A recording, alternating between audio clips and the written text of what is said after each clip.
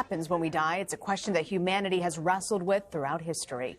But a new study conducted by NYU may have found some answers. Dr. Sam Parnia is the director of critical care and resuscitation research at NYU Langone School of Medicine, where he ran this study. Thank you so much for joining us, Dr. Parnia. Pleasure. Thank you for having me. What would you say? What actually happens when you're clinically dead? You know, when people die, essentially it's when the heart stops. So this has been going on for, as far as we know, millennia, not longer. And when the heart stops, you stop breathing and your brain shuts down, and that's how we declare people dead. And that's why we give a time of death and we give them a note. And really, to be honest with you, until about 50 years ago, that was the point of death. So people become lifeless, motionless, the brain shuts down.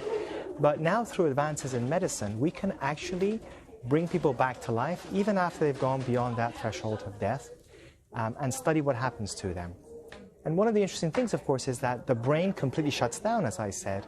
But what's fascinating is that the cells inside the body, and particularly the cells inside the brain, do not suddenly become annihilated. They go through a process of decay that can take a few hours, which is why we can actually medically bring people back to life after they have technically gone beyond that threshold of death for tens of minutes, if not hours of time afterwards. And that, of course, raises many interesting questions about what happens when we die. So tell me more about this study. How did you conduct it? And tell me about, how you came about reaching your findings, your conclusion. I'm an intensive care doctor, so my job is to essentially save people's lives and prevent them from dying. But unfortunately, people do die, and we try to revive them.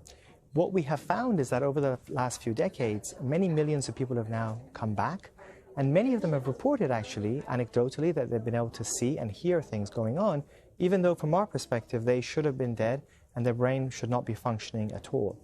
And so we became intrigued to study this, one, because it was fascinating, and two, because we tried to revive people without brain damage and to ensure they don't have any disorders of consciousness, so not becoming like brain damaged or having a vegetative state. At any rate, so this particular study is the largest study ever carried out in the world. It was done in 15 medical centers across the US and in Europe. And we studied more than 2,000 people who'd gone through this cardiac arrest or process of death. And we did not expect people to have any consciousness or awareness, but intriguingly, up to 40% of people came back and had a perception of being aware of what was happening to them, even though they had technically gone beyond the threshold of death. Why do you think that is? Well, there's a lot to it.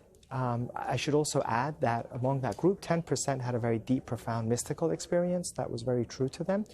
But interestingly, 2% actually had full awareness, could describe all the events that were going on that were validated. So of course the question is, why does that happen?